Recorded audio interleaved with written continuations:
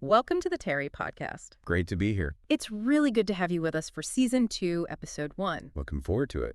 Today, we're taking on a really comprehensive topic, occupational and environmental safety in hospitals. Yeah, it's a big one. This whole deep dive has been put together by the TARY Quality Team, and we've got this, detailed set of materials in front of us. Right, outlining all these policies and procedures, stuff designed to keep everyone, safe and healthy inside a hospital. Exactly. So our mission today is kind of to unpack these resources, pull out the most critical bits, and give everyone a clear picture of, the safety landscape in hospitals. And maybe highlight some of the more fascinating details along the way. Definitely, because some of this gets really specific. Now, TARY, as you know, is a medical health tech company deeply committed to quality and safety in healthcare. That's right. For anyone wanting more info, you can always visit our website at tary.care. Good place to start. And for this specific document we're discussing today, there's a link right there in the description. Perfect. So let's start at the top. This overarching commitment to safety. The policy really emphasizes providing a healthy and safe working place for all employees. Yeah, and it's not just fluff, right? It's the foundation. It underpins this huge network of specific procedures we're going to talk about. And you see that reflected in the role of the safety department. Our sources show they manage a massive range of these policies. It's incredible, really. Everything from, basic infection prevention, which is huge in itself, Absolutely. to making sure complex stuff like radiology equipment is operated safely, even managing the laundry services safely. Laundry, it really is a top-to-bottom approach. Absolutely comprehensive. And the safety plan itself, the objectives are quite interesting, too. It's not just about the workers' well-being, which is obviously number one. Paramount, yeah. But it also explicitly mentions protecting the surrounding community. That stood out to me. Oh, that's a good point. And it also stresses having really clearly defined responsibilities. Like everyone knows what they're supposed to do. And making sure everyone's trained properly and supervised. It's very holistic. That defined responsibility piece is key, I think. It makes safety active, not passive. Everyone has a part to play. Yeah, you can't just assume someone else is handling it. Right. And the focus on training and supervision, it shows they're trying to be proactive, equipping staff before something happens. Exactly. And then you get into the specifics, and vaccination programs are clearly a big part of it. A cornerstone, really. Along with providing the right protective gear, the PPE. Right, the right gear for the right task. And the training on how to use that gear correctly. Which is just as important. It's about having the tools and the knowledge. So here's where I thought it got really interesting. The proactive approach to preventing accidents. It's not just about reacting. Yes, that's crucial. Anticipating risks, putting measures in place beforehand. But, things still happen sometimes. So when they do, there's this system for really thorough investigation. Not just figuring out what happened, but why. The root cause analysis. Exactly. To learn from it and implement changes so it hopefully doesn't happen again. That continuous improvement cycle. Essential in safety. And it's not just management pushing this down. The material says every single worker has a personal responsibility for their own health and security at work. That's such a critical point. Yeah. It fosters that safety culture, right? It's not just the safety department's job. Yeah. It's everyone's job. Vigilance from everyone. Makes sense. Now, what about consequences? What happens if people don't follow these rules? Well, the materials outline a progressive disciplinary system, which, really shows how seriously they take this stuff. So it's not 0 to 60 immediately? No, not usually for minor things. First time, minor offense, maybe a verbal warning, kind of an educational moment. Okay. Second time, it might escalate to a written warning. Right. Creates that formal record. Right. But, and this is important, repeated violations, or really serious ones, that can lead to much more severe penalties, even potentially immediate dismissal. Wow. So they mean business. It clearly signals that adhering to safety protocols is non-negotiable. It's essential for everyone's well-being. Okay, that's clear. Let's shift gears a bit to infection control, obviously a massive area in hospitals. Oh, absolutely critical. And the sources really highlight the infection control team's vital role here. Their responsibilities seem incredibly broad. They are. It's not just one area. They're tasked with protecting all healthcare services from infection risks. And crucially, creating a specifically healthy environment for patients who are often already vulnerable. Yeah, makes sense. And a key part of their job is applying these standard precautions, it says. What exactly does that entail? Think of standard precautions as the baseline. The fundamental practices everyone uses with every patient all the time. Regardless of diagnosis. Exactly. Regardless of whether you think they have an infection or not. It's that universal approach. Hand hygiene, gloves, masks when needed. It's the bedrock of infection control. Got it. And beyond that baseline, the team is also focused on reducing the spread of any epidemics within the hospital walls. That's a huge responsibility. I can imagine. And importantly, they're the ones responsible for training all employees on these specific infection control policies, making sure everyone knows their role. So everyone from doctors to cleaning staff understands how to prevent spreading illness. Precisely. It's about embedding that awareness across the entire organization. Okay. Now, what about patient safety specifically? The materials go beyond just the medical treatment itself. They do, and I found this interesting. There's an emphasis on fostering an environment of hope for healing. Hope. That's not what I expected in a safety doc. Right. But it recognizes that a patient's mindset, their psychological well-being, can genuinely impact their recovery. A positive atmosphere matters. That's actually a really insightful point. And then there are expectations for patients, too. Yes, safety is seen as a partnership.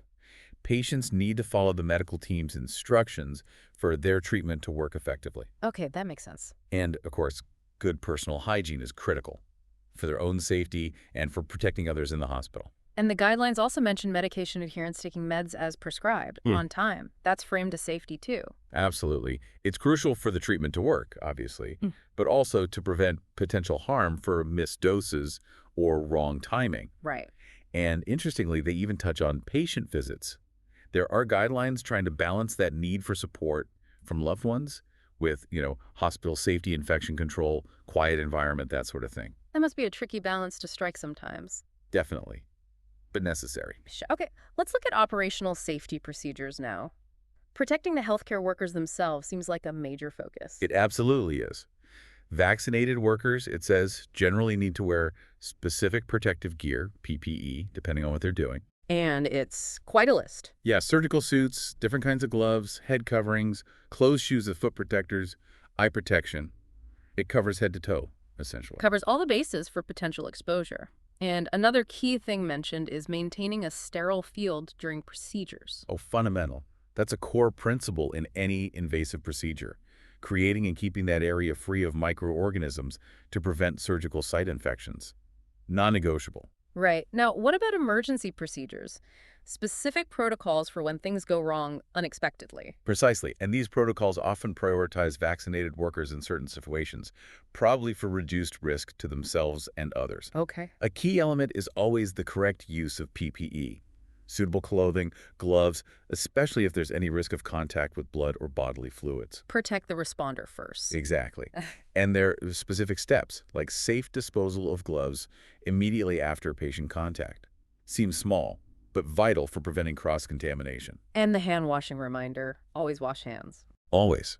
Plus, they even mention avoiding direct contact with things like life support devices, unless you're specifically trained on them. Don't fiddle with critical equipment. Good advice, especially in an emergency. The guidelines also cover lasers. Yes, laser safety is crucial as they become more common. Mandatory use of special protective gear, like specific goggles for the wavelengths being used. Right, eye protection is key there. Definitely. Plus, thorough hand washing before and after, proper cleanup of any spills following infection control rules, and critically only trained personnel operate the laser equipment. No exceptions. Okay. Now, it's interesting how these general principles then get applied differently depending on the specific clinic or setting. Exactly. It's not one size fits all. The document details procedures for dental clinics, internal medicine, ICUs, specialized clinics, each tailored to its unique risks. So take the dental clinic. What's heavily emphasized there? Sterilization. Yeah. Big time. Given the nature of dental work, meticulous sterilization of every instrument is paramount. Makes sense. Also, consistent use of protective clothing, masks, gloves, gowns by all staff, and very specific procedures for disposing of hazardous waste generated during treatment. Okay. And how would that compare to, say, an internal medicine clinic? There, the focus might lean more towards staff vaccinations against specific diseases common in that patient group. Hand washing is still fundamental, obviously, Okay. and wearing the right PPE during exams, depending on the potential for exposure. Maybe less intense sterilization focus than dental, but still rigorous hygiene. And the ICU. Intensive care unit. That Yeah. must have really strict protocols. Extremely strict. Given the critical condition of patients, there's often a need for more space around beds, for staff access, equipment, emergencies, and thorough cleaning. Ah, the space itself is a safety factor. Absolutely. And cleaning has to be incredibly frequent and thorough because the infection risk is so high for those patients. Infection control is absolutely paramount in the ICU. Okay, let's move away from direct patient areas for a moment. Central sterilization. That sounds like a critical hub. It really is. It's where all the reusable instruments get cleaned and sterilized. Preventing infections spreading via equipment depends heavily on this department. So what are the safety measures there? Well, staff need to be vaccinated against hepatitis B, given the bloodborne pathogen risk. They wear heavy-duty protective gear for handling contaminated items. Right, tougher stuff than standard clinical PPE. Exactly. The area needs proper ventilation, too. And there are strict rules about separating dirty and clean instruments physically and following all infection control policies to the letter. Makes sense. Even things like room services, nursing, and cleaning have specific protocols. Yep. For nursing staff doing room tasks, it's wearing PPE as needed, good training on assisting patients safely, standard infection control, and of course, patient confidentiality. And for the cleaning staff? Also, vaccinations, appropriate PPE like gloves and aprons, following set cleaning schedules and methods for consistency, and crucially, knowing exactly what disinfectants they're using, the types and concentrations for safety and effectiveness. Right, handling chemicals safely. Okay, what about handling really hazardous materials? Radiology and labs. Huge area of focus. In radiology, mandatory personal dosimetry badges to track radiation exposure. Ah, those little clip-on things. Exactly. Plus, protective wear like lead aprons during certain procedures and strict guidelines on operating and maintaining the X-ray equipment itself. And in the labs. Staff need relevant vaccinations. Always wear PPE lab coats, gloves, face protection. The rule is treat all biological samples as potentially infectious. Universal precautions again, basically. Pretty much. Strict infection control and clear procedures for reporting any accidents or spills immediately. Okay, another critical area. The Yeah. pharmacy. Safe medication management. Absolutely vital. Procedures cover correct storage, organized stacks, accessible shelves. Mm. Clear labeling is key. Drug name, strength, expiration date. No room for error there. None. Controlled substances have extra secure handling rules. Pharmacists follow manufacturer storage instructions, temperature, light sensitivity, etc. And managing expired meds. Identifying and handling them properly is crucial. Regular stock checks are essential too, for availability and identifying any discrepancies. And, of course, restricted access to the pharmacy itself. Security is paramount. Even hospital laundry has specific safety procedures you mentioned earlier. Yeah, because hospital linens can be heavily contaminated. So laundry staff wear protective gear. There are detailed instructions for handling contaminated items, sorting, washing temperatures, detergents designed for disinfection. And keeping the machines maintained. Right, ensuring they work safely and effectively. Okay, medical waste disposal. The document mentions Holocaust medical waste. That sounds intense. It likely refers to highly infectious or particularly hazardous waste needing the absolute strictest procedures. Like what? Workers involved need vaccinations and specialized heavy-duty protective gear. If incineration is used, ensuring the incinerator operates correctly and safely. Strict infection control throughout handling and disposal. And detailed records, it sounds like. Yeah. Yes, meticulous record keeping of what's being processed is required for that type of waste. Okay, gas cylinders too. Essential in hospitals. Yep, safe storage is critical. Careful handling to prevent damage or leaks. Regular inspections. Proper labeling of contents. And where they're stored matters. Definitely. Secure area, specific safety standards, away from high heat or direct sun, and protocols for connecting and operating them safely. Makes sense. And maintaining the actual medical equipment. Safety maintenance procedures. Absolutely. Maintenance workers need Hep B vaccination, use appropriate PPE. They need the right tools provided. A key focus is ensuring devices are safe and efficient after repair before they go back into use. And regular plan maintenance. Crucial for preventing malfunctions in the first place. The document even covers things like water tank cleaning. Yes, seemingly minor tasks still have safety rules. Focus on worker safety, entering tanks, PPE needed. Regular inspections of tanks, pumps, motors, and proper cleaning and disinfection procedures to keep the water supply safe. It's incredibly thorough, even administrative areas. Yep. Good lighting to prevent eye strain. Ergonomic seating for posture. Smoke-free environment hospital-wide. Keeping work areas tidy to prevent trips and falls. Basic office safety, but important. And the stores or warehouse areas? Proper storage techniques to stop things falling, good ventilation, fire safety protocols, keeping things organized for safe access and movement. Okay. What about the kitchen staff?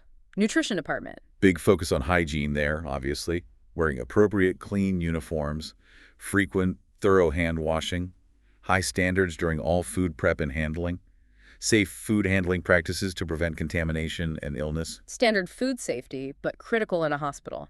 And security personnel. They have specific procedures too. Proper uniforms, Hep B vaccination, using wireless communication effectively, maintaining vigilance, good training in civil defense and fire safety. Their role is quite broad. It is managing visitor access, controlling emergencies, preventing theft and administrative issues. Safety and security overlap heavily there. And finally, even driving hospital vehicles. Yep, basic but essential stuff. Valid license, seat belts, adhere to speed limits, wait in authorized zones, drive defensively, follow all traffic rules. And report accidents immediately. Right, especially to help anyone injured. Standard road safety applied to the hospital context. Wow. Okay, one more major area. Fire safety. Hugely important. Absolutely critical. Proper installation and maintenance of fire alarms, automatic extinguishing systems, enough fire extinguishers, various types, easily accessible. Clearly marked escape routes. Essential. And benchmark determination guides for evacuation. Staff training is key here. How to activate alarms, relay emergency info, use extinguishers correctly and safely. What to do if you actually encounter a fire? Stay low to avoid smoke. Move flammable stuff away if safe. Evacuate. If using an extinguisher outside, consider wind direction. Regular drills and equipment maintenance are vital. Okay. The document also provides some basic definitions to ground all this. Yeah, helpful for clarity. Medical quality overall is defined as the features enabling the service to meet goals and satisfy customers. And medical occupational safety. That's the set of laws, rules, guidelines protecting workers from accidents and dangers, focusing on people, equipment, and the service itself. And the Occupational Safety and Health Administration within the hospital, what are its objectives? Establishing policies and systems, briefing staff, managing safety knowledge, helping identify risks, coordinating efforts across departments, ensuring ongoing training and inspections. The overall goal being? Maintaining a safe working environment and preventing accidents and occupational diseases. Proactive prevention. And how do they implement an occupational safety program? What are the steps? Starts with setting clear objectives and requirements. Then analyzing past accidents and injuries to see where the problems are. Learning from mistakes. Exactly. Identifying prevention methods based on that analysis. Assigning a responsibility clearly. Trying to reduce workplace stress, which can contribute to errors. Promoting a safe pace of work. Considering environmental factors. And success depends on? Focusing on individual safety and service quality. Addressing hazards and preventing accidents that impact quality and efficiency. Documentation is mentioned as crucial too. Yes, documenting ensures proper safety gear use, helps raise the safety culture, integrates safety into performance management, and supports activity-based safety programs with clear direction and encouragement. Okay. Finally, it touches on general basics of security and safety. Some final definitions. Right. An incident is a sudden, unexpected event causing damage or loss, distinguished from an occupational accident, which results specifically from work activities. And accidents aren't usually random. The document suggests they often result from personal factors or ambient conditions, and dangerous conditions often stem from behavior that ignores safety rules. So determining responsibility and addressing dangerous conditions is key. Exactly. The causes of accidents are broken down. Accident factors, work factors, individual factors. And how to reduce accidents caused by individuals. Good psychological testing for roles, skills tests with training, and strong top management commitment to enforcing safety rules using both rewards and consequences. Getting a feel for proper work is also mentioned. Yeah, includes guidelines like no smoking outside designated areas and ensuring cigarettes are out, regularity, punctuality, taking breaks properly in designated areas, not eating at workstations. Basic workplace discipline, but tied to safety. Right, and the foundations for success are listed. Planning, research, health supervision, training, statistics, organization, preventive culture, inspection, and personal protective missions. And it ends with a visual of leadership support elements. Yeah, showing things like planning, organization, resources, training, motivation, supervision, infrastructure, and safety culture all being vital components supported by leadership. Well, that certainly brings us to the end of this incredibly detailed exploration of occupational and environmental safety in hospitals. It really is vast. Maintaining safety in such a complex place involves this intricate web of policies covering almost everything. Yeah, from that core commitment to worker and community safety, right down to specifics like, cleaning a dental clinic or handling hazardous waste. Every angle seems considered. What really strikes me is that proactive approach, Uh, trying to prevent incidents before they happen. right, and the emphasis on continuous training, education for everyone, and that clear system of accountability. If you don't follow the rules, there are consequences. And it's not just generic rules, is it? It's how they adapt them. Tailored procedures for the unique risks in different departments, different tasks. That specificity is impressive. Absolutely. And this whole framework, it's ultimately there to protect the hospital staff who do incredibly demanding work, Often under pressure. and also to create the safest possible environment for patients and really the whole community the hospital serves. We really hope this dive has given everyone a valuable, maybe even eye-opening overview of just how critical and complex this area is. And just a reminder, TARY is a medical health tech company very focused on quality and safety in healthcare technology. You can find more about us at tary.care. TARY.care. And if you want to dig into the source material we've been discussing, the link is right there in the description for you. Definitely worth a look if you want even more detail. So here's maybe a final thought to leave folks with. We've talked a lot about hospital safety protocols today, all this detail. How might some of these principles, the proactive approach, the tailored procedures, the focus on culture, how might they apply or be adapted to other complex organizations you encounter? Maybe your own workplace or other systems you interact with. Hmm. That's interesting.